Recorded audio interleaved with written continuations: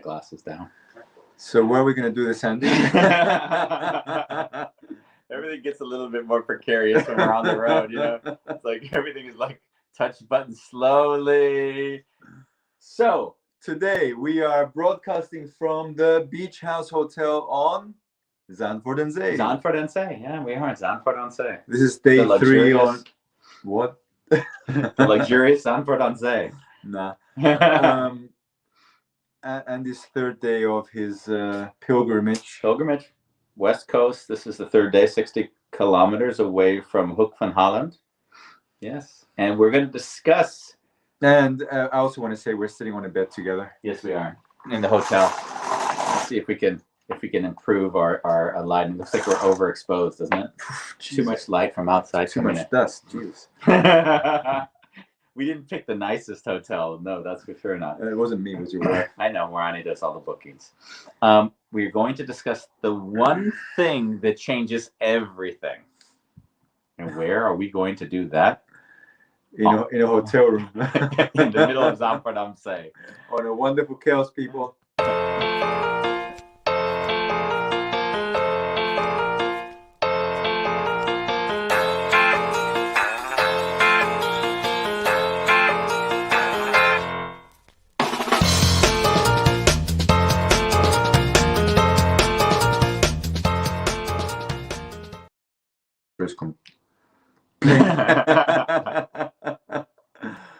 What fun. Here we are. First, thank you for joining us. We're remote. This is our second remote journey. We did our first one in the cemetery. That got some good reviews. I got a lot of people very excited about that show. Yeah. So just to say, I only joined today and probably on his last day. It's been very special to walk though. Yeah. It was a beautiful day. We got a little bit of rain in the middle, but it didn't feel. I never felt like, oh my God, what are we doing? It felt comfy. Yeah. And Andy joined me for a dip in the sea. Up to my knees. While you're jumping in full face, I'm like up to my knees, and the Dutch people are laughing at me. I saw those. That I got critiqued by that old lady when I was walking. I don't know what she said, but she said something like, she was proud of me and not proud of you. She said, I went in November, you could do better than that or something. Yeah. So Andy, the one thing that changes everything's life?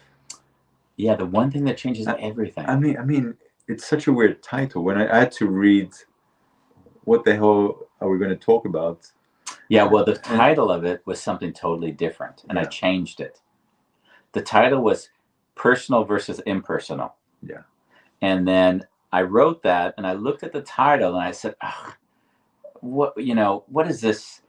Who cares? Personal versus impersonal. But I realized, I said, why is personal versus impersonal so important?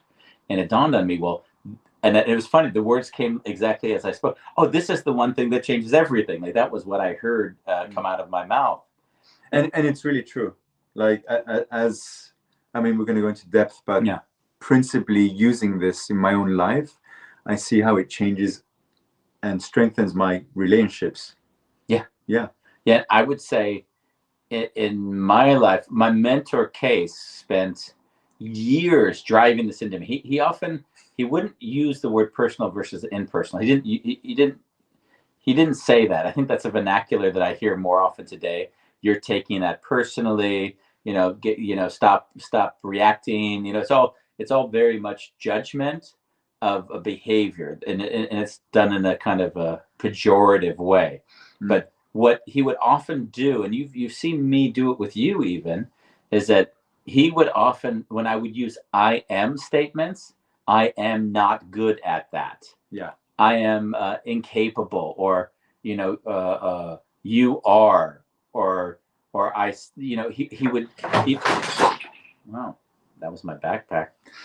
He would, he'd be rigorous, not, I would say Nazi-like. He was that pedantical when it came to using language. And he said, let me get this straight. Yeah. You're going to quote case Nazi-like. He was when it came to that, for sure.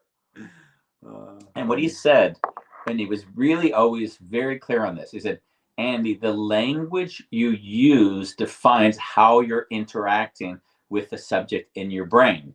So, and he would say, because one might argue, hey, it's just your way of saying it, or if it's just my way of saying it, but he wouldn't allow that. He said, no, the way you speak defines your relationship with that subject. So, if I said, I can't do that, he would say, no, you can't say that. All you can say is, you see that this is not something you're capable of at the moment. So the stress being, it's an observation of a state as opposed to a constant belief that this is true. And that was something that he spent years, he would correct all my writing whenever I wrote, and I would write anything with the I personalized, then he'd also correct it. And I saw, I guess I only realized it later, that because he wasn't teaching me as much as forcing me to reflect on the implication of using the words. So I think the one who's listening to this may say, you know what, he was trying to instill another belief in you that I am statements are bad. But what he was actually doing was he was inviting me to look at what I was doing to my brain as I was using these statements to reaffirm things that then would limit my capacity to either learn or grow. And you've seen in our relationship how I've also interacted with you sometimes. Yeah. So anything come up for you as we discuss that?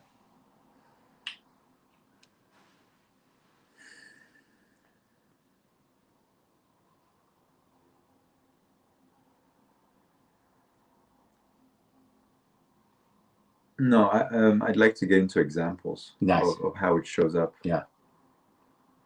I thought we'd kiss before we made love.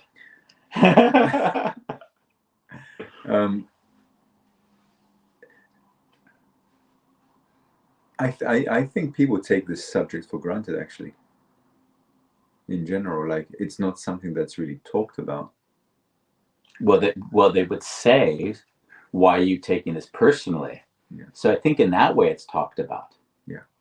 But I don't think one understands the implications of what's really going on inside of yourself when you're dealing with things. I would like to almost call it more personally or less personally. Because the thing is as people might know, I've spoke about it a few times, that I hate the idea that one says, I'm identityless. Like, as soon as you say I'm identityless, then you're also projecting an identity on yourself. So, which is identity. Yeah. So there's an absurdity to that. So what I would say is, to what degree is my identity or my ego, or whatever the word is I want to use, not completely blind, and therefore not how would you say, not impacting me without my consciousness of how it's impacting me. And there'll always be parts of ourselves clearly that we don't see, but the degree to which, and this is that same thing when we go to that Carl Jung quote. I forget it. The exact problem. What? The problem cannot be. No, that's beautiful. You're loving the quotes I pull from all the time. It's that until we make the unconscious conscious, it'll define our life, and we'll call it fate. So in some ways, the personal is when we are not making the unconscious conscious, and then we say, why is it that the men I'm always going out with are such jerks? So that would be a personal statement. Yeah. And then the impersonal of that would be, what is it that's attracting me to these certain types of men? And so that would be an impersonal statement, because now I have all the flexibility to reflect, and I don't get stuck in the belief that all these men are jerks. And blaming them. Yeah, clearly, that would be the consequence. So that would be one of those prime examples of how we, if we're not aware of where it gets personal, then we again, going back to the Carl Jung quote, we make the unconscious conscious, or we don't make the unconscious conscious, and then we call that fate. We say that basically, yes, we're just victims in all this sort of thing. Also, in the example you just gave, if you don't make it personal, at least in my own life, I see that I have more space to investigate what's behind these men not wanting to engage me, for example, and not putting them in one box, because per guy it could be a different context. Yeah. Reminds me of I remember we had a guest on recently when we talked about anger. You remember who we had when we discussed anger recently? No, I've got more important things to hold in my brain. Oh, nice. When they came on, they said, I had anger, and then I asked myself, what's behind the anger? They said that? Yeah, they said that. Who was this? It wasn't that long ago. It was one of the shows we had. But it was something I've said to you. Remember when we had our discussions around anger, and I said, hey, Bambos, you can no longer let that anger define you, and then you were helpless. And then the ask, if I said the invitation to you at that moment was, I want you to look, what is it behind the anger that you're not able to see yet? Yeah. So that was where the anger was now being allowed to you're making it more impersonal. It was one of the toughest things he invited me to do. He's like, you're not allowed to react to anger from this point on. Yeah. And I took that. I took that, and I would feel the anger coming up. Okay, I can't react to it, and there was so much pain behind it, and that completely shocked me. Like, oh, every time I'm angry, I'm actually suffering. Yeah. And then I had more compassion. So when people would tell me, oh, like, talk to your anger, I never understood that statement, but feel what's behind the anger really got me. Talk to the anger would also, in a way, of course, be another tool to trying to make it impersonal. Yeah, but it never really worked for me when I would be asked to do that. Yeah, no, I got it. And I guess everyone has their way. Has the hook that gets them. The thing that this is a trick, or I would almost want to say, and it's one of the fundamental hardest things to understand about making things impersonal. And I'm going to say it slowly, and I'm going to maybe need to say it twice or three times. But sometimes we need to make it personal so that it becomes impersonal. And I'm going to explain what I mean when I say that. Is that when we're in an argument or there's a frustration with somebody, and we don't show the emotion that's also there, then we don't make it impersonal in our contact with another. And so what will happen, and what I've seen happen, is that, and I say it on a lot of shows, people will interpret, and it'll never be in your favor. When you don't show yourself. When you don't show yourself. So the thing is, if I say that in order to make it impersonal, you need to make it personal, people say, whoa, that makes no sense. But it's a deeper point. In order to make it so that another individual is less likely to interpret your actions, to give ill intent to what they see yourself doing, then you actually also you don't have to, you can share what it is, that the reason for what it is that you did, or the reason why you feel a certain way. And that would be making it impersonal. It seems strange. No, it does. But okay. How about if someone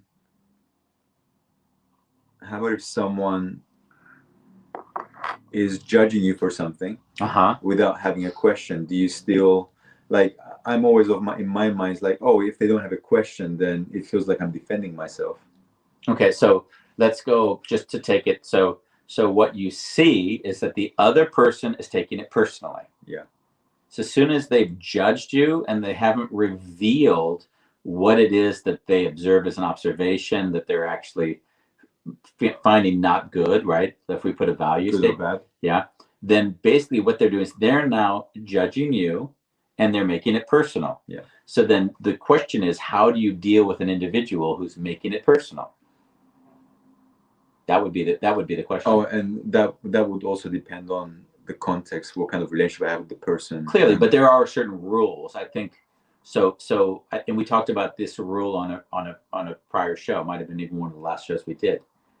Was that if someone makes it personal, and then they're not aware of that, then if I start reacting to them, now I'm only reinforcing a negative pattern, because now I take their judgment seriously that they've not investigated, and now I'm defending myself against another person's judgment. You're already lost. Yeah, that really is an automatic thing. Yeah. So the only thing I would do is I would invite them, and I wouldn't use this lingo, I wouldn't use the language because it'll confuse them, but I would invite them to see how far they're willing to separate from the belief or the thing they think they know. And it's an invitation so that they can make it less personal. So that would be and we talked, by the way, now I know we talked about this on the criticism show. Oh yeah. But what I was saying, and now if I take that and apply it to this impersonal personal dichotomy, in the personal world, we basically allow the individual to project onto us, and we defend against the thing that we don't like, which means, funnily enough, we take it personally. Yeah. So you're giving back what you're receiving.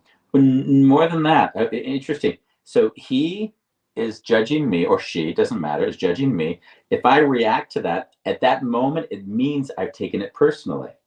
That's important. Yeah. So the only way out of the trap is to allow them to have that thought, and you're going to laugh. What do you need to be at peace with to allow them to be able to project something false onto you? With yourself. Yeah, you have to be comfortable with yourself. Wow. So what makes you say that? Like, I'm really curious. Yeah, exactly.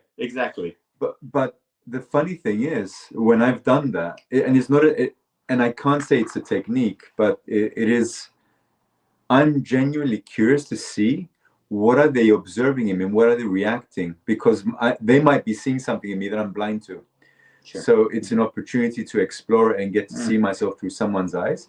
And at the same time, by them getting to share and seeing that I'm not defending myself, they can relax, and we can actually have a deeper conversation, as opposed to reacting. Yeah. Unconscious reaction. And getting angry and actually creating more of what you don't want. Yeah. And I've told you all the time, like, whatever anyone says of you, you just say it's true. Yeah, which got me into trouble. My sister says, "Bambo, are you gay?" And I'm like, "Yeah." "Bambo, are you gay?" I'm like, "Yeah, I can see why you would say that." I let her believe it for a week. She starts setting you up with guys. No, she saw me with a woman. "Are you sure you?" Oh wow, I love it. Yeah, I don't necessarily know if that's the thing I was talking about. I'm just fine with me. You can use it. But the point is, I mean, well, it's funny. You would laugh if you had any issue with someone doing that and you defended it. Then you were right. Then that would be your way of making peace with it. Well, it's also in a way I don't have any judgment for gay. So yeah, exactly. So that in that way, just say no, I'm not would be simple as well, of course.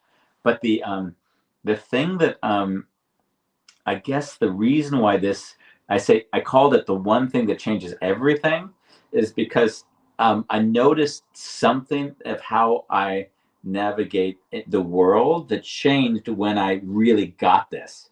And I told you a lot of times that I experienced my life kind of as this meditation. Like, my thoughts come up. I don't know how seriously I take my own thoughts. They're just thoughts, random things. They come into my head. Like, oh, there's that thought, or there's that thought. I don't like attach to the thought and then go down a bad rabbit hole usually. And what I saw was that, I'm just laughing as we're walking. You can't see off camera. We have people that are basically can look down on us from our rooms. Oh, I don't know what you did. Oh, camera. Yeah. Sorry, guys. So we're looking at a street of traffic that comes by, and every so often we get We get people waving at us. Waving at us, and we've got our own. We're like two red guys. What are these two guys looking at looking outside and talking?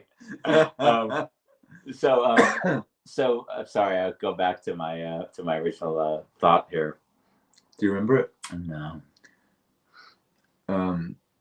When you said that when I really nailed it, I began to see that I didn't linger in thought. Thoughts came and went. And I would spend years like agonizing over thought. Like my dad and my hatred towards my dad, those thoughts would linger in my head for years. Oof. Or my mom, like those thoughts linger for years. So when I was attaching to the thought and letting it pull me down this negative rabbit hole, what I was seeing is that it's like all my brain capacity is now lost in this. It's almost like an error function in my brain that keeps it running. So because I've attached to something that's occupying my brain, that's a negative, maybe fear and anger connected to it, then all of a sudden that's running in the background. So as I cleared out those open items, I just started being more present with what was going on in the single moments. Yeah. And that was when it became impersonal, because if someone says something and it triggers me, and things will trigger me, it's not like I'm not triggered, but instead of me reacting to it, I'm like, oh, that's weird. So the personal reaction is, that's bullshit. The impersonal reaction is, that's weird. That doesn't feel good. Or I'm not seeing that this is something I want, or whatever the feeling is. And then I allow the second reaction, that to guide it, which is then less personal. Yeah. So everything that Andy's saying is like, what comes to my mind is the last letter, actually. Okay. Because you don't talk about it, but you're sharing how you're living it. So, yeah. But it's not being made explicit. And I would even say one of the reasons I read that book so many times, it's because that book contributed to me healing my relationship with my mother. Like, my mother is a bitch. Can you reframe that? Because someone in the family is watching. I mean, she's quite negative. And okay. When I don't need her to be how I want her to be, I just love her. Like, there's nothing, like, even yesterday we had a conversation, she was a bit moody, and it's just a very loving, welcoming interaction. Like, there's no bitterness. And I'm like, Mom, I wish I could just hug you right now. So, and in the past, I would hang up the phone feeling so angry I wouldn't want to talk to her. Like, she messed up my day. So when I hear people having bad relationships with their parents, which is very common still, I just want them to read the fucking book. Seriously. Yeah. It is the way that you deal with your papa, and just seeing his love behind it, even though he was very rational. That for me was like a wake up to seeing love in how my mother behaves. Yeah. And it is love, and her wanting to be loved. Yeah, of course. And her incapacity to receive love. Yeah. But for many years I projected, and I blamed her for having a dysfunctional relationship with her. Yeah, yeah. I mean, that's the absurdity I think that we face over and over again, is that, Mom, I love you. Yeah, I was going to say. Just in case. Is that, I mean, we discussed, of course, expectations are the thing we discussed on the show often, is that obviously we have an expectation. I always laugh because when I hear someone, and I see this once a week, I get one person in my life that says, but Andy, that's it. A father's supposed to do that. That's what a father does. It's a belief. Yeah. But it's so subtle, and so without that all of a sudden when that's said, that's what a father is supposed to be, I already know all the issues that person has in their lives. Like as soon as someone it projects that there is a persona of a father, or a persona of the perfect husband or wife, this is what it's supposed to be, I already know, oh my God, this individual has got so many issues in their lives. If you guys get this point that he's talking about, like a big chunk of your issues are solved. As far as what was solved for you in these issues? Like, what do you? Because I mean, I know you've had a lot of big ticket. I had a lot of ideas of how people should be living, eating healthy. Oh yeah.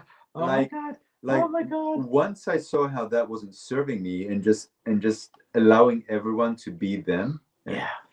It even in my relationships with women. Yeah. It stopped becoming personal. It was more like, oh, if someone is living in a certain way, I get to check in with myself. Can I love them for that? And the answer is always yes, actually. And can I live with that? And that's not always a yes, and I can still love them. Nice. I like how you shifted it. Can I live with that? Because you remember how we've had discussions in the past. Oh my God. No, even more recent past, not recent, but when you'd say, I don't want them, and as opposed to the, I'm going to invite you to join me, or I'm going to push you away. I love how I hear your life shifts very much more to join me here, and if you don't, it's okay, but I don't, there's no blame either way. Yeah. But that would be a less personal way of interacting in the world. Because the more personal is, there's something wrong with you, and that's personal. And then the less personal, there's something wrong with you, and I get to elevate myself. Yeah, of course. And it's just not serving. Yeah, or the other way is, this is what I'd like, and of course you're welcome to join me, and if not, then there's consequences, unfortunately, for or not. It just doesn't make sense. So in that way, there's a beauty to that, right? There's just a beauty to that. Sorry, someone was waving. I saw our fan clubs going by. We should put wonderful Kelsey's being like outside, like the banners of the. We haven't watched live at this moment. I do have to say that big thank you again to you, because of your patience with me. I do feel that I have healthy relationships with people. Yeah. You know what I love is that I also see that you can own your anger, and it no longer is this sort of Achilles heel for you. Yeah. Like you're allowed to say, bullshit, I had enough. And it no longer is coming from this place of reactive. Wounded. It's not reactive. Yeah. It's a conscious decision to. Yeah. But there are times still when I see you could make it less personal. Not that you want to, though. You get the choice. Yeah. But you can make it less personal, like we had. I'm laughing because, hey man, like it's an evolving thing. I know. Well, I mean, like we talked about the situation when we talked on the show a few days ago when someone wrote you a message when you said, "Listen, I can only meet in a very short span of time," and then they took it personally. Yeah, they thought it was against them, and then they wrote back to you, and then I mean, just to make the story quick, you basically said, go screw yourself, right? That was so the other way, which would have also been owning your thing without making it more personal. It's just, listen, I understand that you would like to see me more, and I'm really grateful for that. So that's the impersonal. And unfortunately, this is what my time looks like now, right? No, but I mean that's the less personal, right? But let's agree, I don't always behave that way. So I'm not telling you. I'm saying is that it's just expanding the vocabulary and having more choices as to how we interact. Yeah, of course. Yeah, and I think and when I was thinking about this topic today when we were walking, something hit me was that we don't necessarily know when it's personal, and that's really hard.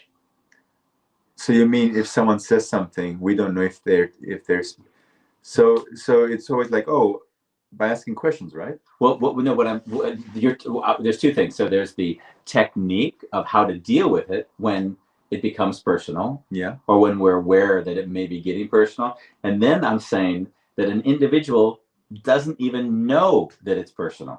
Oh. So they don't even know it's personal. So in some ways, the way that I check if it's personal is I notice, am I speaking? It's sort of like a 2-second rule. Like if I respond within 2 seconds of what someone said, it tends to mean, or call it 1 second, that whatever they've said has hit some part of an old part of my brain with a memory where it can trigger a response. Oh, wow. So I know already that there's something personal in it. And there'll always be something personal. I don't want to even judge it as a negative. That's not what I'm trying to point out here. What I'm just saying is that the less I allow myself to feel it and to feel what's going on here, the more I know that there's something going on that I may not be aware of. So on some shows when I'm with you and we'll talk, I think there was one show we talked about on the walk today when, I said Andy was talking about politics as an example, politics in America. Yeah. And I said, I don't use a better example. And then he said, so what would you suggest? And I'm like, I can't think of anything. Yeah. But the point was, and this is what happened on that show, is that I saw you were triggered by something. I didn't know what the trigger was, but you reacted to, and I'm using the example that's easiest because it's just the most, it's the most obvious to me. It may not be the most obvious to others, but and then when you reacted that way, I saw there was more going on. When I asked you, I said, what's going on? And then, and I think at that point you just said, it just doesn't interest me or something like that. I don't know what it was, but I knew there was something more, which is why we went back to it. Yeah, we had a conversation about it, and it was, I actually don't have anything to say on the subject. Yeah.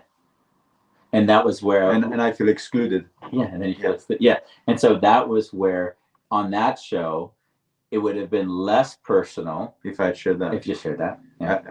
I wasn't in tune with that. But what's nice, it's always about heightening awareness, right? That's it, yeah. And we don't care. It's more, like you just said, like if something happens, we actually give ourselves the space to look at it and not judge whatever it was. And that's the beauty of at least the life we share, is that we get to do and we get to screw it up. And then we get afterwards to look and say, hey, I might have done that differently. This is what it could have looked like, right? Yeah.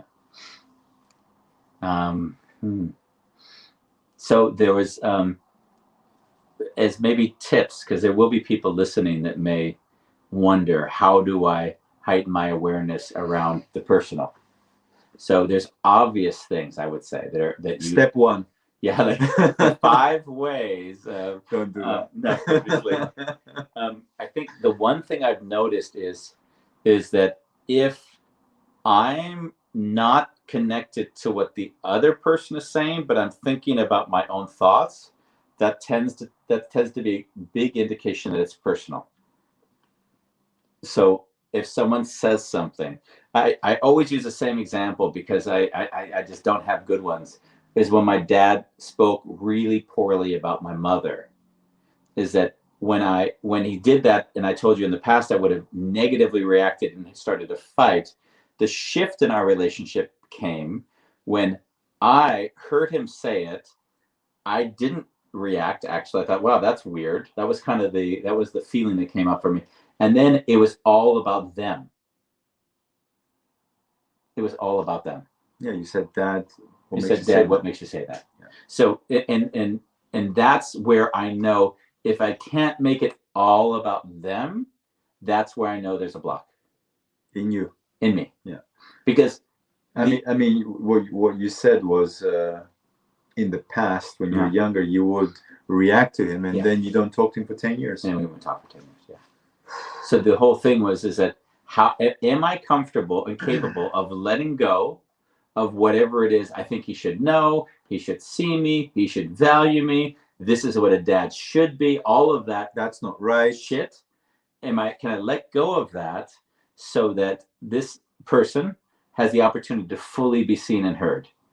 Because if I can't let go of all of that, then there's a part of me still that's attached to an idea of good, bad, should, shouldn't.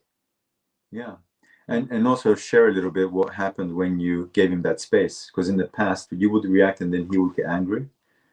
Yeah, I'm always so self-conscious of these because I must have told this story 10 times. So I always feel bad, but I'm trying to go over it quickly. But yeah, what happened was I broke a pattern. My dad never felt seen and heard. And by saying it, there was him hiding a deep pain that he wasn't able to let out. So by me not taking the bait, as it was, to react to the statement, what happened was he was now given all the space, which he'd never been given because he liked to provoke people, so he didn't have to be vulnerable. But he would always accuse others of not being vulnerable, or he was himself very often not vulnerable. But now he was given a mirror and said, hey, what's going on here? And since there was so much love and compassion and how I engaged, he could do nothing more than just begin to cry. Because now he was confronted with the fact that there was something going on that he wasn't really fully able to embrace, which was the fact that he never liked how it ended with my mom, which is what he then said. So we went from a fight to this beautiful moment. And the switch, like I said, was that as the information came in, anything personal would have been me reacting to it and not me just being present for him. So that's a really big indicator of where, and then we can take another step. So what does one do when they feel the stickiness? When they feel there's something that I'm reacting to, which is being triggered by another, because that's where everyone gets stuck. And I think there's a lot of things you can do. The one thing I would say, take distance from it, because anything you say in reaction isn't going to serve you. Take a deep breath in. Well, I would even say it worse. I mean, if I did a scale, I would say, listen, I'm sorry, I can't have this talk right now because I see that I'm shutting down or I'm not able to be there with you. Like, take full responsibility for your state. And this takes a lot of presence and owning where you're at. Yes, it takes a lot of presence. But I just talked to my friend before we began. Remember the show? Yeah. Friend called. We would go to details of person, but they've had problems in their relationship. And what's happened is there has been a pattern. He says something, she feels judged. She judges him so then it just is this every personal. And so what they've now done is they've said there's certain topics where we see that we get charged and we cannot make it impersonal. So what's the word they now say? We're parking that for the therapist. So that's what they do. So we're parking that for the therapist. Is that you? Sometimes. But we're parking that for the therapist is basically their moment to say, we don't have the tools or capacity to deal with it, but that doesn't mean that we cannot heighten our consciousness and then let it happen later. Beautiful. And that's a first step, right? It takes discipline because it's so easy to fall into the trap, right?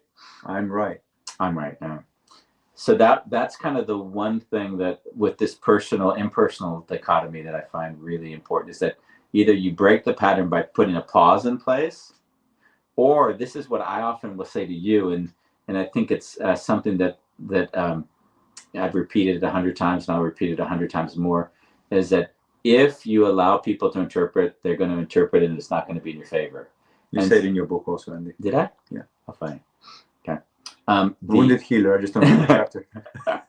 Page 48, chapter 5. The thing is that when we don't reveal what makes us make a decision or makes us respond a certain way, and let the other person see us, then that's exactly the moment when they can interpret and then make it personal. So in some weird way, there is a little bit of magic here, and I mentioned it when we started the show, and I'm going to come back to it again, is that our emotions we experience them personally. Like, I'm angry, I'm pissed, I'm happy, I'm frustrated. Like, there's the experience of them, but then there's the observation of that experience. So a feeling can be just like a book, it can be just like another person, it can be just, so we make a feeling less personal by seeing it and not being it. Nice. And then if we can see it, so not getting lost in the emotion. Well, there's a mix, because there's yes, not getting lost in the emotion, but there's a trick to it, because I've also seen that people think, and this is where the trap is, that they can be so intellectual that they see their emotions and they actually are beyond emotion. So what they do is they shut down their emotion, and then basically they're not really there. People don't trust you. That often happens.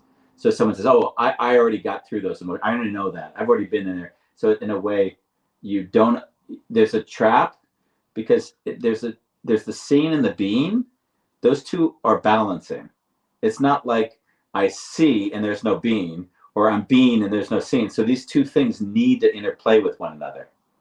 So the seer is the person who sees the emotion. The beer is the one who experiences it. Nice. And if I'm in a discussion with you, and I say, Bambos, I was really angry at what you said yesterday. and I'm not happy with how it went down. So basically I'm the seer, but I'm not showing any of the beer. So I can't take you seriously. But I mean, there are people that talk like that. There's especially men who feel like they've got a command over emotions at times. So the interaction would look more like, I got to be honest with you. Yesterday I was angry, and I could feel it, and I noticed that when you said this, it triggered me, and it was not easy for me to deal with it. So now I'm speaking from the seer, but I'm also letting the beer be seen and experienced. Mm. And that's the weird. A lot of people want to be one or the other, and it's not that easy, because we have to be able to be an experience. But if we're just that, then it would be different. Like, you're a fucking asshole. Why did you do that? That would be just being, and no seeing myself and allowing it to become less personal. So there's a balance in there that's not always easy to find. I think we should give a workshop. Sounds like a good way. I see an XY axis. So the x-axis would be favorite. The x-axis would be impersonal. The y-axis would be personal. I think under each podcast you should make a little diagram. A little diagram. My favorite paradox graphs. I love my paradox graphs. Yeah, it's really how your brain works, right? It does. When I use paradox as a frame for seeing the world, it helps me make sense of what I see, and it helps me not confine it too tightly, because I think we all need constructs to make sense of the world.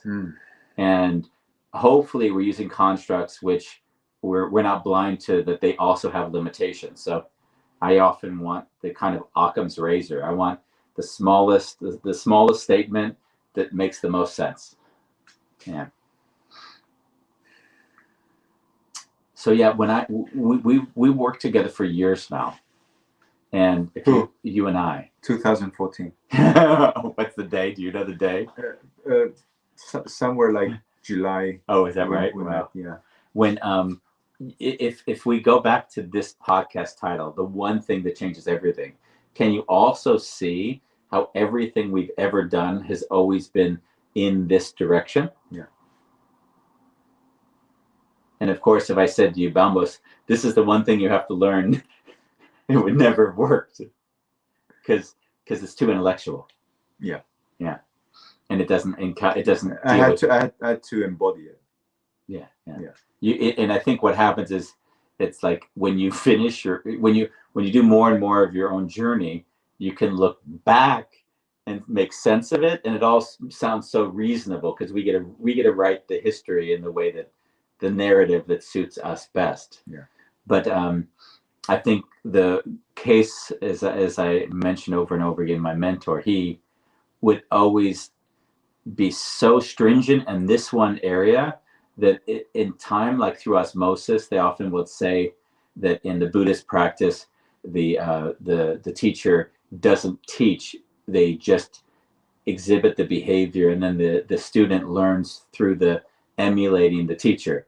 And in that way, I think this was one of the greatest learnings I ever took away from him, was that every time I was reacting to my environment, I was not in touch with some part of myself.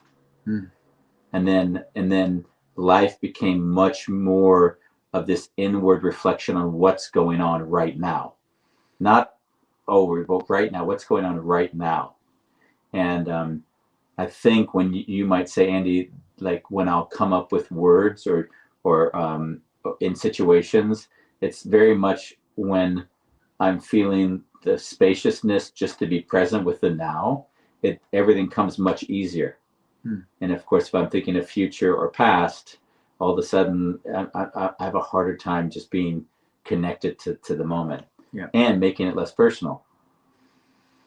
Because then again, imagine if I need to get somewhere, I have a goal, and I have attachment to that goal, and then you come and tell me what's not going to happen. Then I either embrace that there's an aspect of Andy that wants to get it done, which is fine. I don't judge that Andy, and maybe it does need to get done for a lot of reasons, but I don't let that Andy be the actor in dealing with it. I don't let his anger, his frustration. I just say, okay, it's not getting done. What needs to happen so that it gets done? And there's a spaciousness in how I'm reacting to it. Yeah. It sounds like inquiry. Yeah, it's a constant inquiry. Yeah. Instead of getting wrapped up in the statement from the person, like, you're not going to achieve that.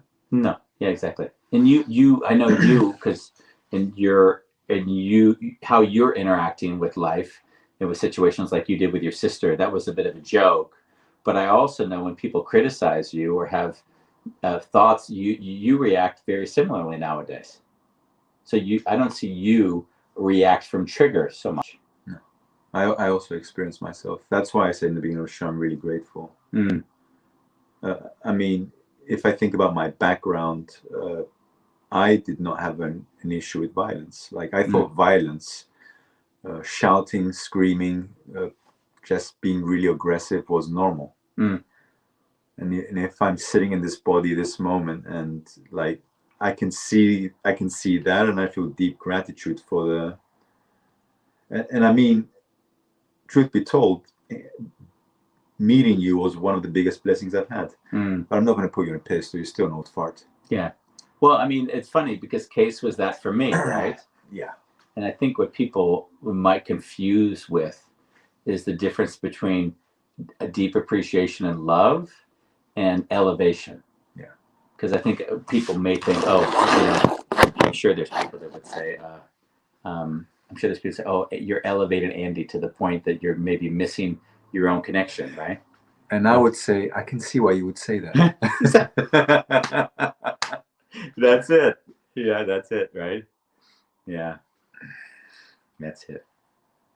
Iris, thank you for your email. You sent us a beautiful email, both Bambos and I.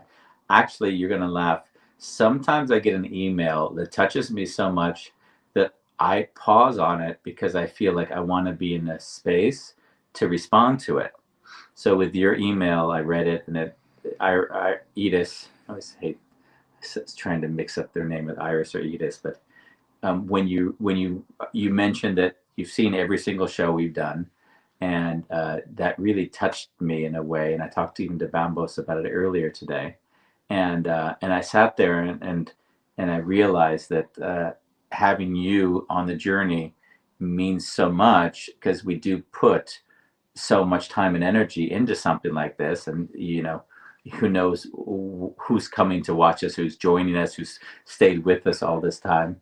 And yeah, and I haven't yet felt like I had the words to share how much that meant to me. So I just wanted to say thank you now while we have you. It sounds like you just did. Yeah.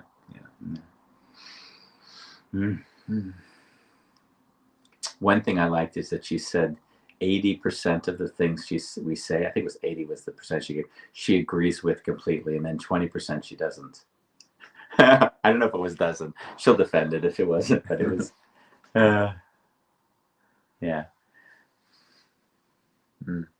Yeah, that's really beautiful. Yeah.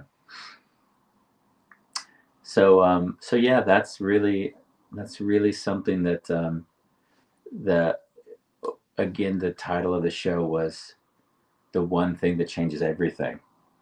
And that was instead of calling it personal versus impersonal, because I thought, I mean, Andy, if you think about everything that is going, I'm quite skeptical using the word wrong in the world, but just the way we are interacting with each other in general, there's not so much kindness. And this way of being actually invites us to be more kind. Yeah. We get out of the way. But to get out of the way, we actually need to deal with our own shit. And it's so hard to deal with our own shit that oftentimes we need to blame others for a really long time before. I think that one joke was like, I realized the only thing consistent in all my bad relationships was me. Like, what point do we then allow ourselves to admit that we might be part of the issue and all the things that aren't necessarily going well? I mean, it is very easy to go down the route of blaming others because sometimes it's very painful to look at ourselves. and admit that, oh, I'm the issue here. Yeah. And I think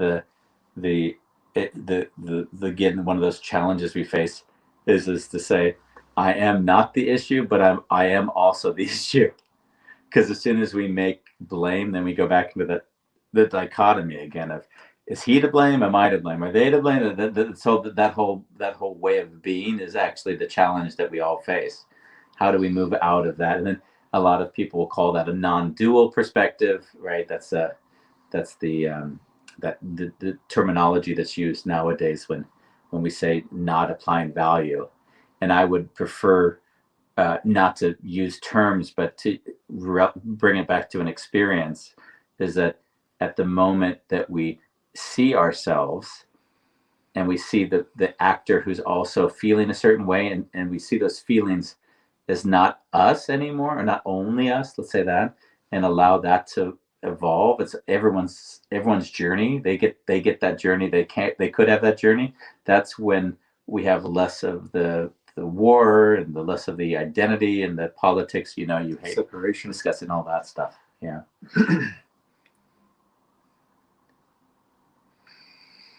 Yeah, I think part of the last letter, when I think about it, remember, because what I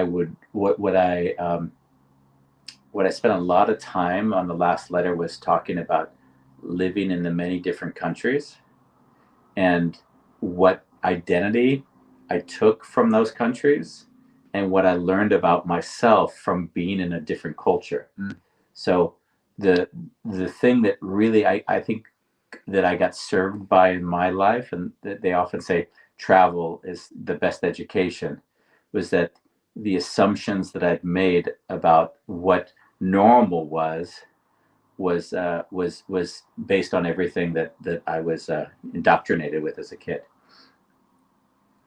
I remember in Japan, a friend gave breast milk, and they had extra breast milk, and they used the breast milk to make dessert for the family. and they served this person served the breast milk without telling anybody at the table that they were eating her breast milk. And then in the middle she revealed that, oh no, by the way, this is my breast milk. It's organic. Yeah, I mean, but like, not everyone was happy at the table, so I can't say that was a normal thing for the country, but yeah. Like when she told me that story, my eyes popped out of my head. But yeah, what I'm getting at is that sometimes we can only see what we take personally by knowing that we've been indoctrinated, and socialized, and taught a certain way of being, and we can never know how much of an influence that's had on us. Yeah. And that's a piece of humility that once one has more of that, it's really much easier to let go of what one thinks is right or wrong and all of that. Yeah. The shoulds. Yeah. A lot of the people that I'm coaching that have issues with parents will often use shoulds. A father should, right? I mentioned it earlier. They shouldn't have. Or shouldn't.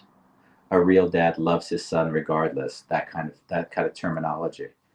And I think what the humor is that we've even gotten into the idea without even knowing it from watching TV, seeing movies, seeing Disney films.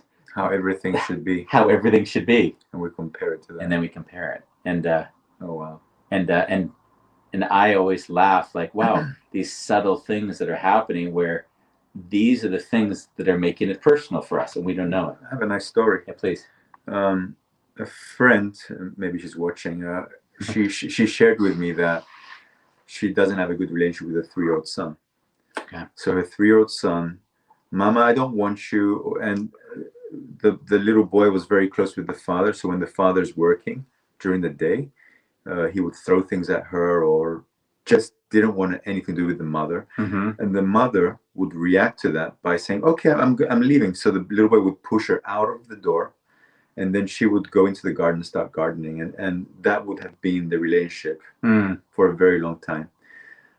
And when she shared that story, I'm like, oh wow, it actually reminded me of when a woman would push me away, and in that moment, not all women by the way, but in relationships that I've had where I would see a woman would be in deep pain and couldn't, just pushing away, and then I would hold her, and in the holding she would start crying and then relax. I'm like, oh wow, your little one is testing your love. And the next time he pushes you, hold him. He doesn't know what he's doing. You hold that little one and allow him to be what he needs to be in that moment. If he wants to scream and kick and curse, you love him. Don't walk away from that. And it's been a week now, and she told me yesterday that he just jumps on her, holds her, and he even said, even to the point that he said, I want to be inside you, in your womb. Like the little one remembered what it was like in the womb. So it was really beautiful. Beautiful. So I can imagine if that relationship wasn't in check, growing up, his story would be, my mother never loved me, was never there. Yeah. And she would have that story too. Yeah. I don't understand. I always gave him love and he never received me. Yeah. Yeah, I remember, I think I told you after my mom died, she was the oldest of 13 kids, and I didn't speak to anyone from her side of the family for many years after the death. And I was pushing everyone away, like everyone. Consciously? I mean, what's conscious? I was reactive. I was so in pain that I didn't know. I didn't want anyone to see it. I didn't. But I wanted, like you said, to be held.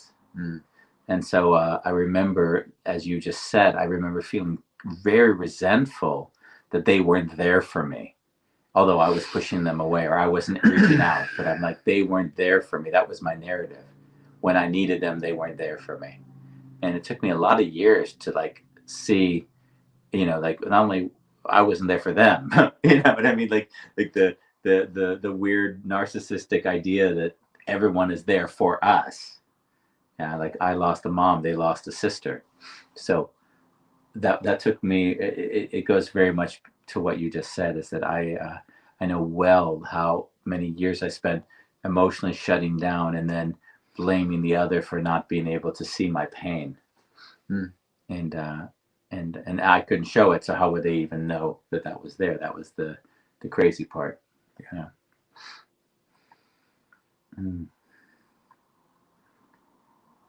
And funnily enough, I got into touch with our mutual friend Joanne Lavazio, who we did a show with, and she does somatic work, which I highly recommend if you haven't had that experience.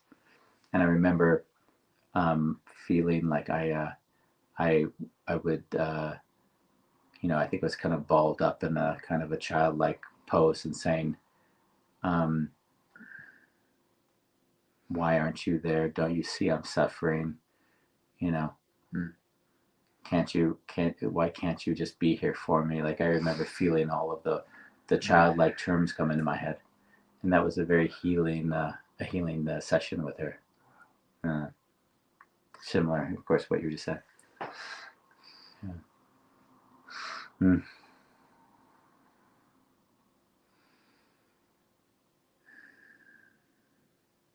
I really like this show. Yeah, it's sweet. The one thing that changes everything. And I like it because I'm not always able to articulate the thing that I'm doing, and from what I've learned from spending time with you, but now this show kind of solidifies a little bit more.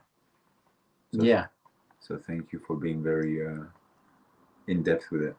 Yeah, I as I was speaking around the topic, there were things I discovered as well. Like what? I didn't see the interconnectivity between the impersonal and personal when it came to things like criticism, the criticism show, or the identity. Like I know I talk about these subjects independent, but if I look at it, I could look at all these subjects through the prism of personal and impersonal, and then I would say, oh, an individual is taking this more or less personally. So I started to kind of look at all of our prior shows just through this prism and realized, oh, you could really use this as a meta level understanding of all those other shows. So we're gonna talk about looking at all our shows from the meta level prism, and where we're gonna do that. Yes, where are we gonna do all of that, Bambos? Yeah, we have. I don't even know what our next shows are. I think what number we've given are we up on the. We've given. Don't touch too many buttons, Bambos. We'll go bad. I've seen it go really bad whenever we try to use the telephone to try to organize stuff. Well, we'll see you tomorrow. That's what we can say. Do we know what we have? I have no idea what we have. So tomorrow I'll be broadcasting from Amsterdam. Andy will be broadcasting from Vikensee. Vikensee or Edmond. Edmond on Zee. Edmond on Zee. It's I'll be 80 kilometers up the western coast of. So he's going to walk another 19 kilometers tomorrow. Yeah, another 19 kilometers. Alone. I have a headphone so I can listen to some music. Nice. I've got I'm going through my phases. I had my Billy Joel phase. Andy, you don't need music. You're like every dog that passes you. Yeah, exactly. Or the birds. But you never used to do that. You do that now. You never used to play with the dogs, but you're now all into the dogs. No. You did today. You played with dogs.